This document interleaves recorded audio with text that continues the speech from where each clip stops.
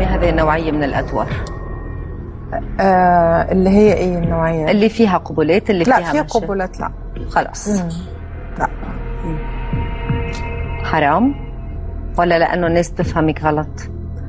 حرام وملوش لازمه. يعني اللي عم بيبوسوا هلا لا ماليش دعوه. الممثلات عم نزلوا بالحرام بالشكل ده؟ حرام بالنسبه لي، مش بالنسبه لغيري، بالنسبه لي. يعني انت ده قناعتك لحساباتي الشخصيه، بس اذا حد بيعملها اوكي هو حر ومش غلط، مش انا مش هحكم عليه، بس ليه انا مش عايز. يعني اللي بتحرمي لنفسك وحلله على غيرك. كيف بتحلليه على غيرك؟ لا يعني انا ماليش دعوه، ما انت ما تقدريش تحكمي على غيرك. قالوا عنك انك تبرأتي من كل ادوارك اللي فيها مشاهد ساخنه.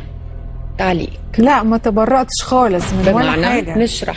لا ما تبرأ يعني ولا مرة أنا تبرأت. طب إيه قصة إن البوس حرام؟ هي يمكن سألتني لو دلوقتي عندك مثلا فيلم فيه قبلة أو كده، فأنا قلت أنا دلوقتي في التوقيت ده من حياتي أنا مش عايزة أقبل يعني. فهي سألتني حرام، بس هي قالت لك عشان حرام هو أوكي حرام، يعني إيه مشكلة؟ يعني أنا هكذب وأقول مش حرام، هو حرام. ولما هو حرام عملتيه ليه؟ كنت صغير عادي وكبرتي عرفتي غلطتك. عرفت غلطتي.